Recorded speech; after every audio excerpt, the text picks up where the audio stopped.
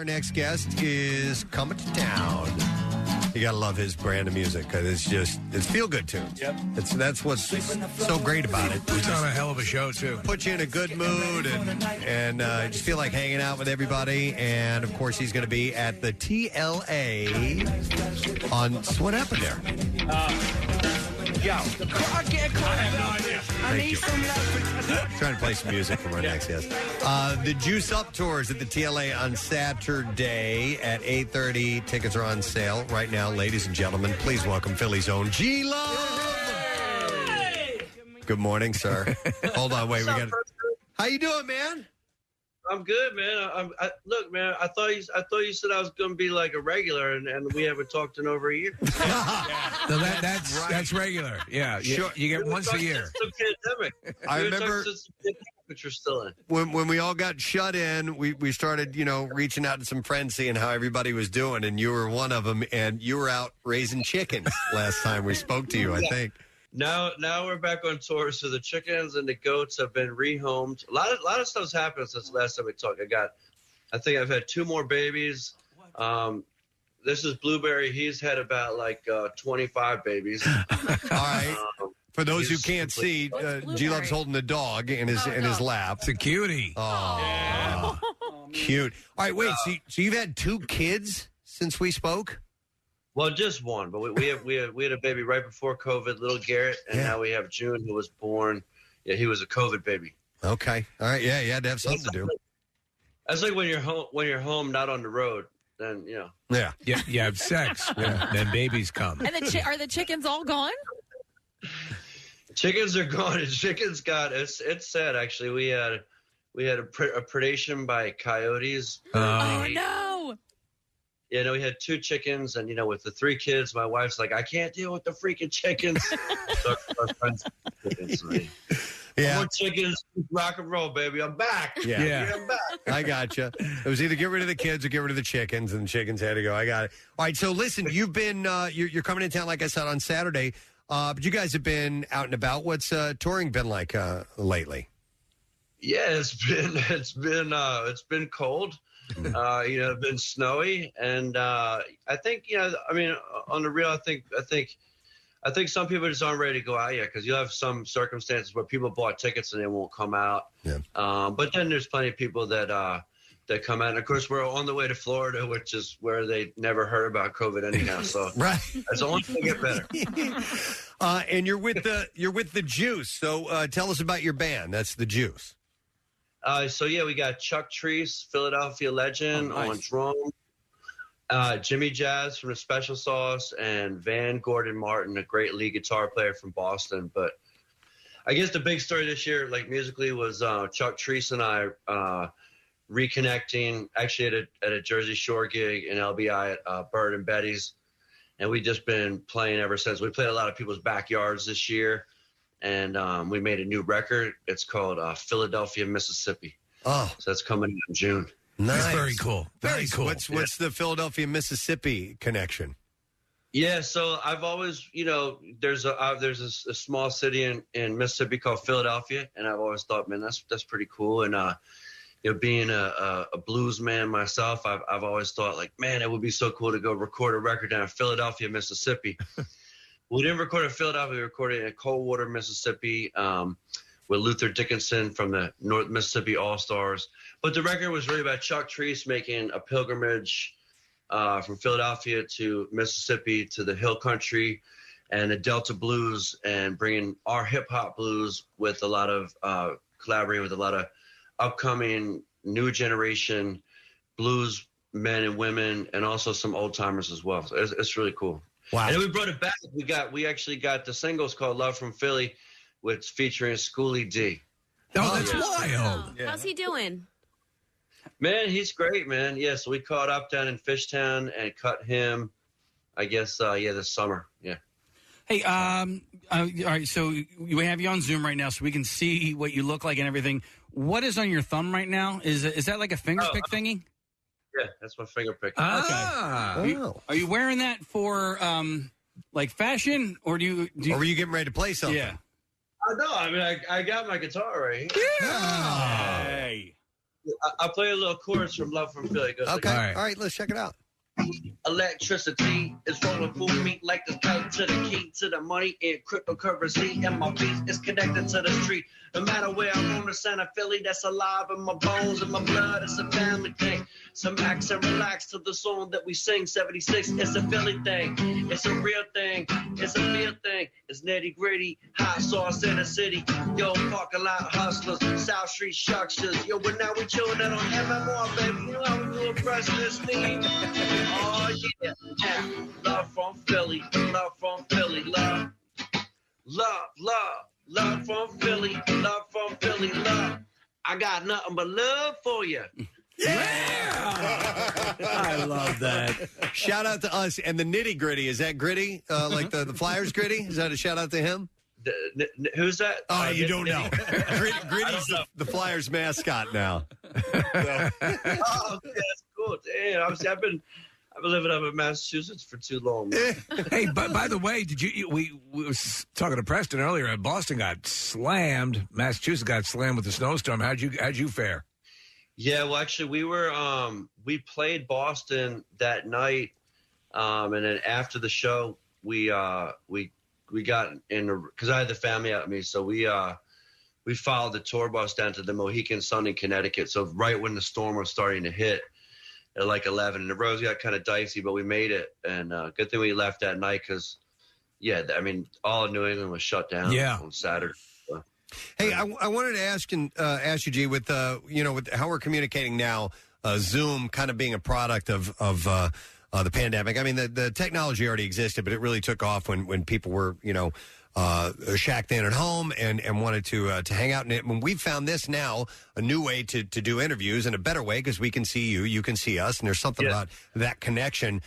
What about with musicians and being able to maybe collaborate and using this technology? And, because we saw people getting together and doing jam sessions and stuff like that. Have you been using it more to hook up with friends and musically and play or write or do things like that? Yeah, actually, I mean, not so much now that we're kind of hopefully getting back to normal. But, yeah, I mean, during the spring, the beginning of the spring of the pandemic and that summer, I was doing like Zoom guitar lessons, Zoom songwriting sessions. Actually, I was doing shouts out to this kid in Philly named Noah Gibney.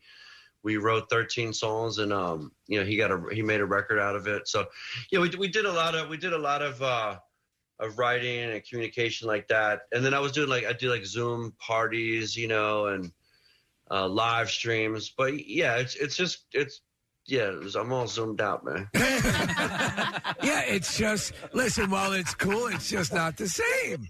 It's not the same. Yeah, it's funny because I was wondering, I was like, am I just calling in on these guys, or we zooming? Yeah, no, I agree. It's like it's fun. It's a whole new thing. It's fun. It's funny because right before the pandemic, I was taking vocal lessons on tour before every show, and so my new teacher had got me hip to Zoom, so I was like hip to Zoom before, and I was like, oh, what a pain in the ass. Zooming. Yeah, a lot of stuff's happened this past year. What's up with the WMMR NFT? Well, wait, I want to know all about your NFTs. I just saw this. You have the Juice Gang plus your Blazed Ape. I want to hear all about your NFTs. Oh, yeah. Okay. So we have an NFT out now. It's called Juice Gang, and it's a celebration of the Grammy-nominated The Juice record from characters from all of our animated videos that went with that record. And if people want to check that out, they can go to nft.philadelphonic.com. And, it's cool. The crypto community and the NFT community is a really happening space. And so some dude hit me on Twitter, and he was from Philly, and he must work on some NFTs called Blazed Ape Smokers Unit or something. Yeah, that's like one of the biggest NFTs out there right now. Yeah, so they made like a G-Love one with a harmonica. And, yeah, it's pretty cool.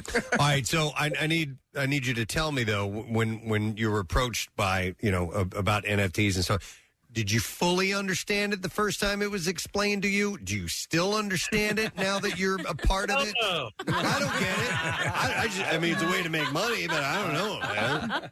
Hey, like, let's see. Do you understand? Are you trying to make some money? Yeah, there you go. I mean, look, no, on a serious note, though, I always say to people that, like, which is something that someone told me in 2017, like, you're trying to wrap your head around, like, what is Bitcoin or what is this? This just doesn't make sense. And then this dude's like, look, just get a Coinbase account, put $100 or $500, whatever you want to put in, and just get your feet wet. So that's what I did. And I've been into it for a while. Actually, it's pretty cool. There's this guy, Scott Melker, and he's from Florida, but he was a Philly kid for a while. He's a DJ at Glam and a lot of places down in Old City. And he's like now the Dan Rather of crypto. Like he's like got a huge following. It's unbelievable. Well, it's funny how it vacillates, and then a lot of people start running towards it, and then they run away from it. But it seems to appeal to a lot of people who want to have a little bit more control over what their currency is worth. And it's a listen, again, for as much as I dive in and try to understand it fully, I only scratch the surface. And a lot of people I know who really seem to understand it still don't quite seem to understand it. So it's still in that shaking out process. Well, I will tell you this. I got hacked 2 weeks ago. Huh. And like I did a really stupid thing. I gave up. You have to be careful because like there's websites, like there's this like the NFT trading website, the main one's called OpenSea. And I Googled OpenSea and I pressed on like a phishing site that was like an exact replica of that website. You know what I'm saying? It looked like it acted like it. You could not tell the difference. And I gave up what's called, your seed phrase, and it's so stupid. And man, they took me, they cleaned me out, bro. Oh my God, it was the worst feeling ever, man. Like at 1 minute I'm looking at my, my wallet stacked because I was about to buy all this stuff. Next minute I was, it's gone. Where'd it go? No. May I ask how much you lost? I lost over $50,000. Oh my God. Oh my God. Jesus Christ. We're going to start a GoFundMe. No, I'm just Well, people can buy tickets to the show at the TLA. That's how you one way fund that you can help out. Yeah. Well, or they could buy my NFT.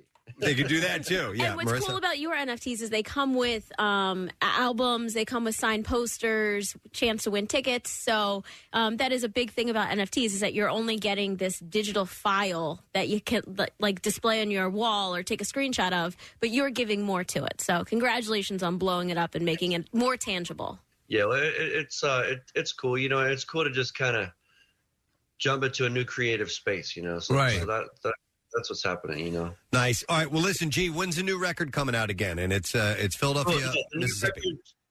New record's dropping in June. It'll be on. It is actually dropping as an NFT and as a regular release. Dropping on vinyl, and it's got some great special guests, like I mentioned, Schoolie D, Chuck Treese, Christone Kingfish Ingram. You hip to him, Preston? No, who is he? He's a young blues kid, Kingfish. You got to check him out. He plays with everybody. He's the guy.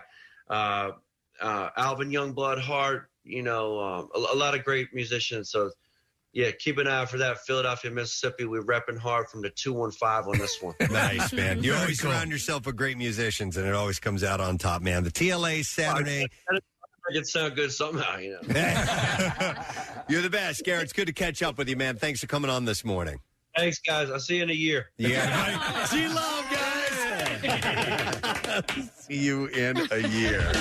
Yo, I get cold beverage. He's great, man, and it's good time music. That's what great. You go to the show.